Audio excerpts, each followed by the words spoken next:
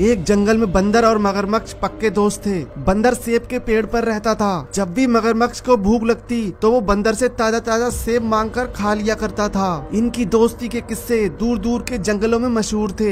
एक दिन हिरनी का बच्चा नदी पर पानी पीने आया। अचानक हिरनी के बच्चे का पैर फिसल गया। बच्चा नदी की गहराइयों में डूबता जा रहा था। तभी पेड़ पे बैठे बंदर ने बच्चे को डूबते देख लिया। बंदर जोर जोर से मगरमच्छ को आवाजें देने लगा। अपने दोस्त की पुकार सुन मगरमच्छ दौड़ा चला आ रहा था। मगरमच्छ घबराते हुए कहने लगा, अरे क्या हुआ बजरंगी, आनन फानन में मुझे क्यों आवाजें दे रहे थे?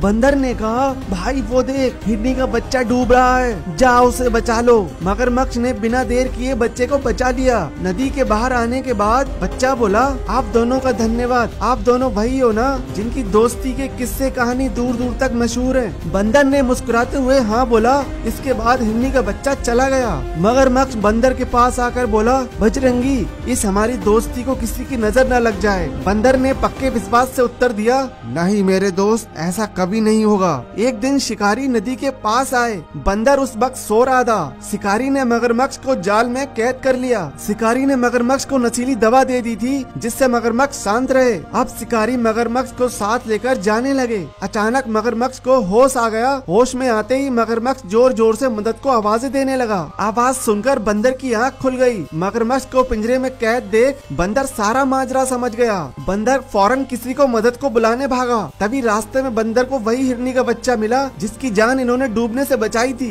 बच्चा बोला, अरे भागे भागे किधर जा रहे हो? पूरी बात जानने के बाद चिंता मत करो, मेरे साथ चलो। हिरनी का बच्चा बंदर को हाथी के पास ले गया। पूरी बात सुनने के बाद हाथी ने कहा, अच्छा तो वो शिकारी लौट आए, तुम घबराओ मत, मैं इस बार उन्हें नहीं छोड़ूंगा। पिछली बार वो मेरे बच्चे को ले गए थे। इसके बाद हाथियों का पूरा झुंड मगरमच्छ को बचाने निकल पड़ा। जल्द ही इन सब ने शिकारियों को घेर लिया। इससे पहले शिकारी कुछ संभल पाते हाथी ने इन्हें मार डाला। इधर बंदर ने मगरमच्छ को आजाद करा दिया था। सभी का धन्यवाद करके दोनों नदी किनारे लौट आए। मगरमच्छ नम आंखों से बोला, बजरंगी अगर आज तुम मुझे बचाते नहीं तो कल का सूरज मैं देख नहीं पाता। बजरंगी ने उत्तर दिया, हर सुख दुख में एक दूसरे का साथ देना यही तो सच्चे और पक्के दोस्त की निशानी है। फिर दोनों अपने अपनी जगह चले गए। इसी तरह कई साल बीत गए। एक दिन मगरमच्छ अपनी पत्नी को साथ लेकर बंदर से मिलवाने लाया। बंदर ने सबसे मीठा सेब तोड़कर मगरमच्छ की पत्नी को दिया। फल बहुत मीठा था। कुछ देर रुकने के बाद दोनों लौट गए। रास्ते में मगरमच्छ की पत्नी बोली, अरे सुनो जी, जब उस पेड़ का फल इतना मीठा है तो उस पेड़ पे रहने वाला बंदर का मांस कितना मीठा होगा, मुझे उसका कलेजा खाना है। मगरमच्छ अपनी पत्नी की बातों में आ गया। मगरमच्छ बंदर के पास आकर बोला,